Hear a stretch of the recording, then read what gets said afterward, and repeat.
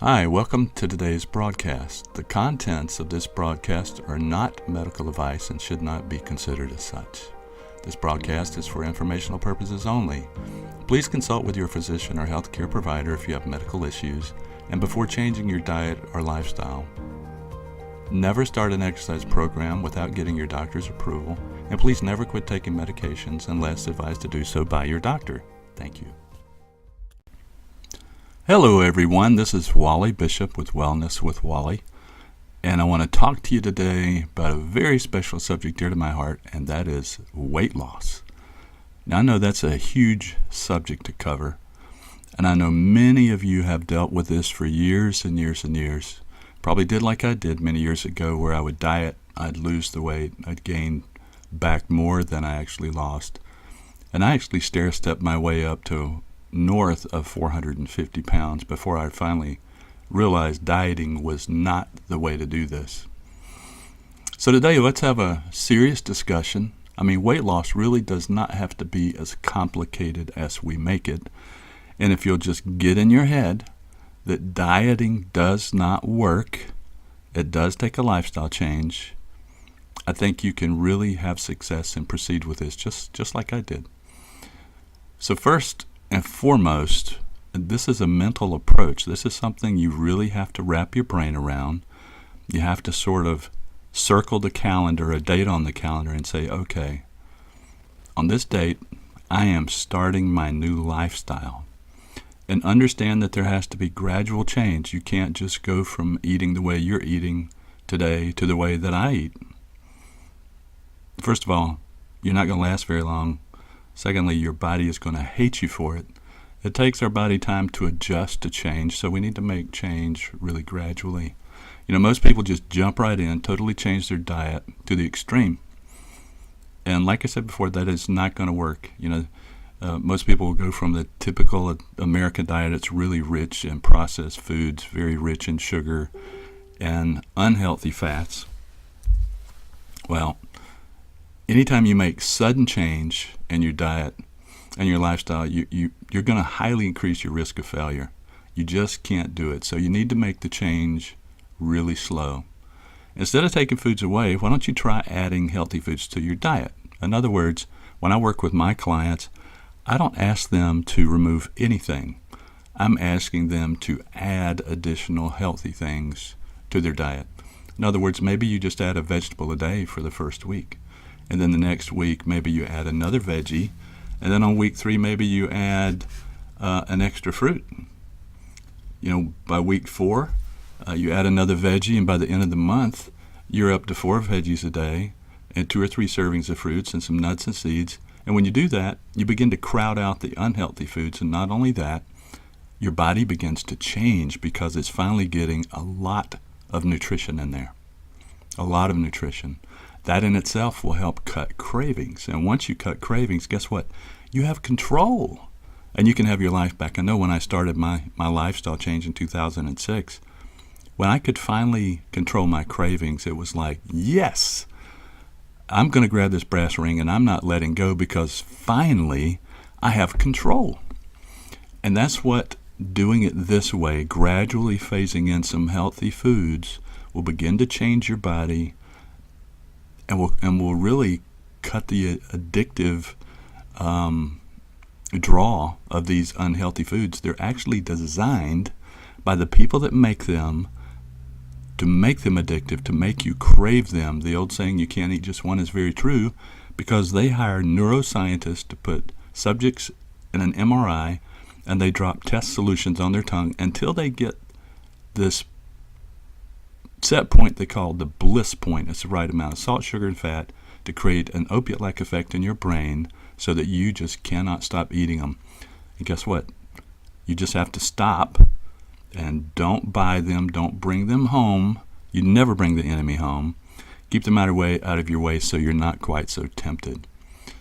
So really, by this lifestyle change, the aim is to slowly replace processed and refined foods with really healthy foods like vegetables, fruits, beans, legumes, which are lentils, beans, and peas, nuts and seeds, small amount of whole grains, Whole grains can cause cravings because of the starch in them.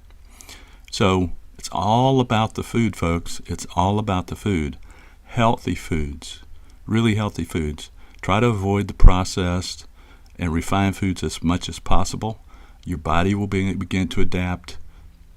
You'll begin to feel better. You'll gain some momentum. The weight will start to come off.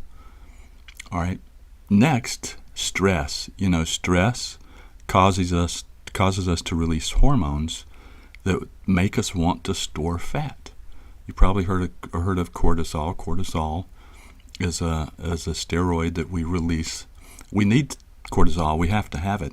It's like adrenaline. We have to have it. But when you have too much cortisol, it forces your body to store fat around your midsection, around your hips and abdominal area. And that's the worst place for it because it can cause stress on your heart. So when you don't manage stress, the stress is going to cause you to eat more. It's what we call emotional eating or stress eating. And so you need to do activities that are going to help you manage your stress better. Exercise is a great way to do that. Prayer or meditation is another way to do that. Taking a walk, talking with friends, writing, being able to express your feelings, get involved in some group activities, do some art classes, do something that will get you away from the stresses in your life. And I'm going to say something that may shock some people, but it's the truth. If you cannot manage the stress, amputate the stress, eliminate the stress. A lot of times there are family situations, relationships we're in that aren't working. Sometimes they're not salvageable, and stress over time is a killer. It is a killer. It will slowly suck the life right out of you. So you have to either manage it or you have to let it go. Okay? Stress is a killer. Another good form too, just thought of, is yoga. Yoga's great. It's a soft, easy thing, but you'll get a heck of a workout. When we exercise, it produces endorphins, which are sort of the reward for exercising, that makes us feel really, really good. It's sort of the reward. It gives you sort of an athlete's high. I know when I cycle a lot and I've climbed a big mountain or I've ridden a long way, even though I may be suffering a little bit, in some pain, breathing hard, I feel euphoric because of the endorphins. It's a great rush and it's a great feeling. Next thing we need to talk about is calories. Now, not all calories are the same. A lot of these companies try to convince you that, 1 calorie from sugar is the same thing as a calorie from broccoli, but that's nonsense. It is not the case. From a scientific viewpoint, you can make that case because of the way they measure a calorie. It's basically the amount of energy it takes to raise a certain value in our body. But the difference is a calorie of sugar, there's nothing in the sugar. It's just glucose. There's no added nutrients. There's nothing to help our body. It's highly inflammatory. A calorie from broccoli has a ton of nutrients in it, a ton of antioxidants. It's very healthy for us. So it is not the same. We want our calories to come from really healthy foods. Really healthy foods. We want to make health deposits. We do not want to make health withdrawals. Processed and refined foods are health withdrawals. We want to make health deposits every day, lots of them. And that way you can have a treat. And when you have a treat, you don't have to worry about it because you have enough health deposits in your health bank in your body to be able to take that health withdrawal without a problem. But here's the key with calories. You have to at least have 1,200 calories a day to keep your body's metabolism from stalling. You can fast for a day or even 2 if you want to without much. But if you get into a pattern of consistently eating less than 1,200 calories a day, your body begins to think that it is starving, that you're in a famine. And by doing so, it's going to cut your metabolism back to where you burn fat less effectively and not so much. Not only that, it will cut immune function. It can cut hormone production, neurotransmitter production. Its goal when it doesn't get enough calories is just to keep you alive, to keep your brain, heart, liver, pancreas, kidneys functioning so that you can exist. Energy and immune function is a luxury at that point. So you got to have at least 1,200 calories a day. If you're eating really healthy, you really don't have to worry about counting calories as long as you meet your minimum. Now, if you're exercising, and you're exercising a lot, if you're a cyclist and you're doing 3 and 4 hour rides like I do, you certainly have to have enough calories to support that. So if you're exercising a lot, make sure you get enough high quality calories to support what you're doing. That's really the most important part about calories. Get enough.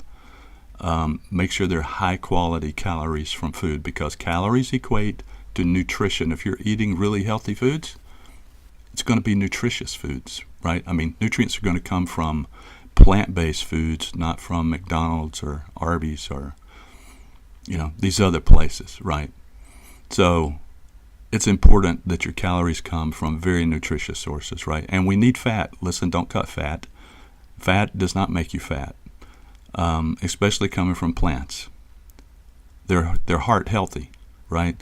Nuts and seeds are very heart healthy. The fats that exist in plants are very heart healthy, especially when we have a great balance of them. I have people ask me, Wally, what about protein? Well, I see a lot of very misleading figures about protein. First of all, the American public gets way too much protein. We don't need 200 and 300 grams of protein a day. That will overwork our kidneys, and it's going to cut out essential nutrients from fats or carbohydrates that we really need, where a lot of vitamins come from. We do need protein because a lot of things in your body are made from protein, but the average person doesn't need more than 60 to 70 grams of protein. If you're an athlete lifting weights, you might need 100 to 120 grams of protein, but most people do not need more than that. As a health coach, we use formulas to help us determine how much protein a person needs. And it's a very easy formula. You can basically take your weight, divide it by 2.2 to convert it from pounds to kilograms, and then you're going to multiply that times 0.8. That's for the average person. And that's how much protein you need in grams per day. Now, if you're overweight, we need to look at muscle mass, because protein isn't necessarily about weight. It's about muscle mass for supporting that. So you'd need to talk to a qualified health professional to determine that. If you're an Olympic athlete, you could do a multiplier of, say, 1.6 or 1.7 to determine the number of grams of protein per kilogram for your body weight.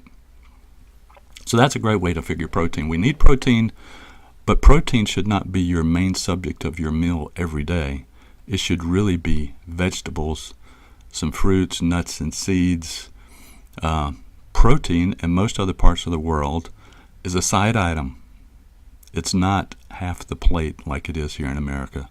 Not only that, we supersize everything here. Our portion control is way out of whack. So we don't need nearly as much protein. We need high quality protein. You can certainly get it from beans, nuts and seeds, whole grains. If you're going to do animal products, make sure they are pastured, meaning that they're eating their natural stuff. If you're going to eat beef, make sure it's raised in a pasture where it's been eating grass and not grains. Make sure it is antibiotic and hormone free. The same thing with poultry. Make sure that it is out in a field. It's being raised eating stuff that's normal for it, right? And not given antibiotics or hormones. Because whatever the animal eats, you're going to eat, right? Same thing with eggs. You want to make sure they're organic and pastured eggs so that they're much, much healthier for you.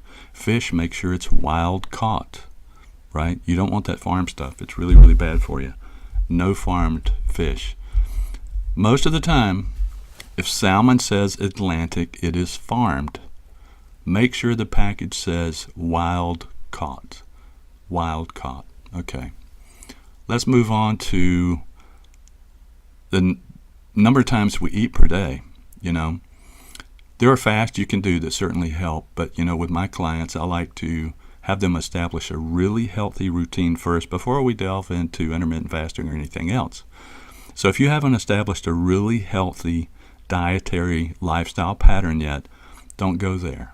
it's really important we establish a really healthy baseline for the way you live and the way you eat before you go delve into that.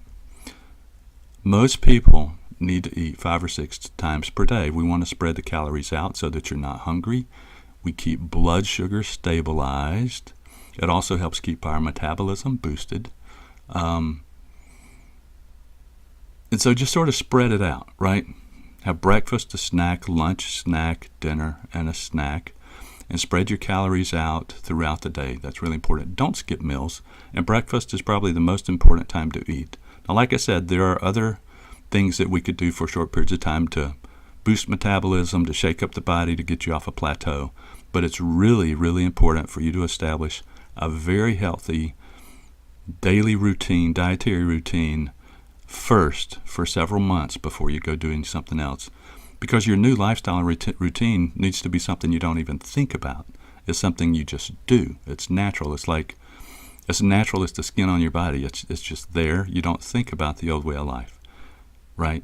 It's just natural to wake up and want to eat healthy, occasionally have a treat, and be able to resist the temptation of all this fake food, processed and refined food that is killing us. Really and truly, the biggest cause of disease and illness in America is all of this processed and refined crap. So please stay away from it. If you want to be healthy, you cannot be eating that stuff. Here's another tip to keep weight off: is you really need to keep a food journal. Studies show that people that keep a food journal manage to lose weight and keep it off because it keeps you in front of it. You're aware of what you're eating, when, and how much. It's easy to do. There's several online resources. You can just go to the internet and type in food journal, and you'll find dozens of them available for you. Personally, I like MyFitnessPal. You can find it at myfitnesspal.com. It's easy to do. You can track your exercise, track your liquids, track your foods. You can create recipes. You can do all kinds of stuff in there. They have a free version, and then they have a paid version that tells you a little more. The free version is fine. It works great. How about water? Are you drinking enough water? Most people don't, and they're tired, or they have headaches, or they don't feel good. A lot of times it's just a lack of enough high-quality water. It takes water to release and burn fat for energy. Water is very important for a number of things. It helps you regulate body temperature, keep your blood pressure up, but it's very important to release fat for energy. You need at least half your body weight in fluid ounces daily. Certainly if you sweat a lot, you're going to need even more, and you want to make sure you have electrolytes in that water, because when you're sweating, you're losing electrolytes, which are very important for your health. So how about exercise? Exercise, and I talked on it just a little bit a minute ago, but you cannot lose weight. Now, you can lose some weight initially without exercise, but it's not going to continue. Once your weight drops enough, it's going to stall. You have to exercise to lose weight. And not only is it going to help you lose weight, but there are a lot of benefits to exercise. It does wonderful things for our body. It speeds up our metabolic rate, which means you're going to burn more fat throughout the day. It builds muscles. It improves balance. It improves immune function. It actually, studies show it's better for our cognitive abilities. It increases our brain's ability to remember better and to function better, right? It increases our heart's health. It makes our blood vessels more elastic. It makes our joints more flexible, right? So exercise is extremely important for our bodies. Make sure you talk to your doctor before you go out and exercise very hard. Make sure you're approved for that. If you've been sedentary for a long time, talk to your doctor. Make sure you start very, very easily. Now, for weight loss, I am a big advocate of exercising multiple times per day. As an example, when I first started, I walked twice a day, 10 o'clock break, 3 o'clock break. And I started very easily. And then I decided, you know what? I'm going to get up in the morning and walk before. And when I come home from work, I'm going to walk again. And here's the great benefit from that. It keeps your metabolism boosted, which means you're going to burn fat, higher rate of fat longer. It keeps your metabolism boosted for a very long time. And when you do this, like 6 or 7 days a week, you're going to burn higher rates of fat 24 hours a day, 7 days a week. I'm not kidding. You will start to see the fat just melt off of you if you will do multiple exercises every day. Now, I certainly want to encourage you to do weightlifting exercises as well, weight-bearing exercises. That builds muscle. Muscles burn more calories than fat does. You know, we don't think about fat as using energy, but they're living cells and they do use energy. But muscle burns a lot more calories, a lot more fat than just fat does. So when you're doing weight-bearing exercises, you're increasing muscle, which is going to certainly make you stronger and more fit, but it's also an increased balance, but it's also going to help you burn more calories every single day. And to change your body, you need at least an hour's worth of exercise every single day. Now, once you get to in a maintenance phase, you could do just 30 minutes a day and be fine. But if you want to change your body, if you really want to change your health, you need an hour's worth of exercise every single day. Now, here's a very important one. Stop weighing, people. You don't need to weigh more than once every other week, right? You don't. Your body's weight can change from day to day. And if you weigh at different times, that's going to make it even worse because your body's weight fluctuates throughout the day. It depends on what you've eaten, how often you've gone to the bathroom, how much stress you have, what you've eaten, all kinds of stuff, right? So the only time to weigh is every other Monday, first thing when you get up, after you use the bathroom, butt naked, right? That is your true weight. You've gone through a fast, you've eliminated, got no clothes on. That is the time to weigh every other week. You don't need to weigh every day. It's going to get you disappointed and depressed because it's going to jump all over the place. And then the next day you're going to try to starve yourself if you gained a pound or two. It's unrealistic, right? You don't need to do that. Here's a big one, folks. Stop beating yourself up. Now, if you're looking at this as a lifestyle change, you'll understand there is no dieting. There's no reason to beat yourself up. A lifestyle means you can have a treat. If you want to have the brownie, have it. Then when you eat healthy again, right? So stop beating yourself up. It just creates unnecessary stress that's going to make you want to eat more. So if you're in a lifestyle and not a diet, with diets, you're cheating. With a lifestyle change, it is a treat. You're entitled to it. Now, you don't want to treat all the time, every day. That's unrealistic. But you can have treats, right? Remember the thing, health deposits? We want health deposit, health deposit, health deposit, health deposit, health deposit, treat. We've got enough nutrients and good things in our body so that we can have the treat, which we call a health withdrawal. Our body has enough stored in the health bank to pay for that treat, right? So stop beating yourself up. Don't. It's going to make things worse. Not allowed, right? It's not allowed in Wally's world, so no beating yourself up. You know, I talked about mindset earlier. When we use the word diet, it creates this situation in our mind. I don't know if you've ever had this happen before, but I noticed it years ago. If I planned a diet on a Monday, it's like that weekend I ate like a pig. I ate like a horse. I'm not kidding you. It's like, okay, I'm just going to eat everything I can to get it in because I'm going to be starving to death on Monday. Well, you're automatically setting yourself up for failure when you do that, right? And if you think about it, the more often you've dieted, the less likely you are to make it very far on that diet. I know for me, the first diet you have, sure, you can do it for 6 months. You're going to lose some weight. 18 months later, you gain it back and you weigh more than you did when you started the diet to begin with. And every time you do this, it becomes harder and harder to diet. You're going to be less successful every time because your body remembers this and it understands the torture you put it through deprivation, right? And it doesn't want it. So subconsciously, you're increasing your desire for fatty and sugary foods. You know, you can power off 30 pounds, no problem, but I guarantee you, if you don't do it the right way, you're going to gain 50 back. Dieting will only make you fatter, one diet at a time. This has to be a lifestyle change, right? Now, here's the thing that's really important from a lifestyle viewpoint, and this mental mindset is, you have to understand that the choices you've made in the past are what got you where you are today. Now, when you can accept that and say, okay, And stop blaming it on circumstances, right? We all have circumstances. It's the choices we make during the circumstances, right? Nobody's twisting your arm to eat the bagel or to eat the donut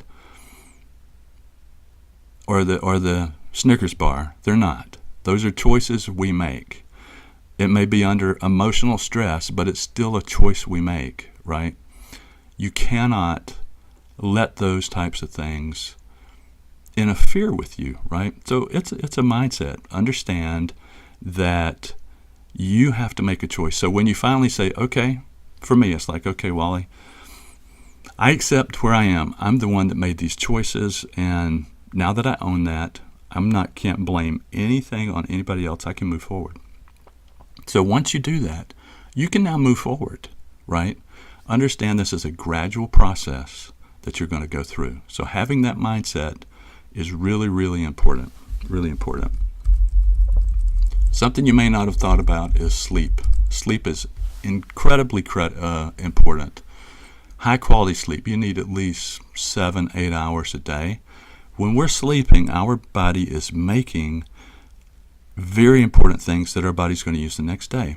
And while it's making neurotransmitter chemicals and immune factors and building and repairing tissues and making enzymes and hormones, it's using up a lot of nutrients that you've stored and gotten from the day before. It's using up your supplies and your nutrient stores. So when you get up in the morning, you need to eat again. But if you don't get the necessary 7 hours of sleep, your factory is not going to be able to meet its production goals, right? If you think about it that way, our body has to produce a certain amount of different types of chemicals. And if you're only getting 4 hours of sleep, production is cut short, and you're not going to have the necessary chemicals for the next day. And eventually, over time, you build up this huge deficit, and the body is having to rob from Peter to pay Paul. It's having to get stored nutrients from muscle tissue, and you start to develop a huge deficit in stored nutrients. And eventually, you become nutrient bankrupt, and the next thing you know, you have some kind of adverse health condition that's happened, right? And that's where this sort of starts from. So sleep is very, very important, right? Sleep is super important. Now, you've heard me talk about eating healthy, right? Nutrition is king. It's more important than anything. The more plant-based foods you can eat, the healthier you're going to be. When your body's getting loads of nutrients, it begins to clean and detox the body at the cellular level, and getting rid of toxic materials you've stored for years is critical for your health, right? Now, your body does not like to get rid of stored fat unless it can detox the chemicals out of there. In other words, if you're not eating foods that are going to help you get rid of those toxic chemicals that are stored in your fat, your body's not going to want to get rid of the fat.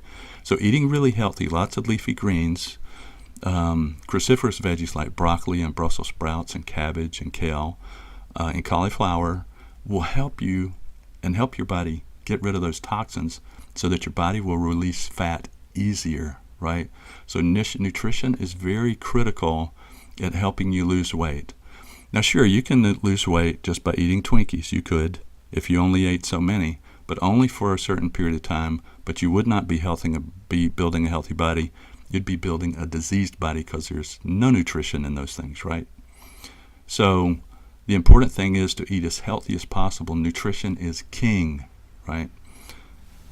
It's very important when you got to get the sugars out of your diet. Now, if you're staying away from processed refined foods, that's going to happen. But remember, even sugar from fruits, if we eat too much, isn't good for us. It creates sugar imbalances. It creates cravings. And fruits are really good for us. But for every fruit you have, you should have 3 veggies, right? So if you're eating a fruit, that means you need 3 veggies behind it. If you're going to eat another fruit, that's another 3 veggies, right? We should aim for a minimum of 6 to 7 veggies a day. Every day, 2 to 3 fruits, right? If you get 6 to 7 veggies a day, you're going to change your body. I promise you, it is going to change, right? It is going to change. It has no choice but to change. Stay away from the refined and processed foods. Drink plenty of water. Get your exercise. Get great sleep. Cut the sugars out of your diet. Try to relax more. De-stress, right? Hopefully, all these tips are going to help you have a a change in your lifestyle to a really healthy one so that you can lose weight, feel better, have more energy, be able to think clearer. All these things will add up to a really healthy body. I really appreciate you listening to me today. Hopefully you walked away from this with a new insight and knowledge that will help you lose weight and keep it off forever. That's what I really want for you. I appreciate you listening today, and we'll catch you on the other side, where we're going to talk about antioxidants and what they really mean and where they come from and how important they are from our body. So we'll talk to you next time. See you on the other side. Bye-bye.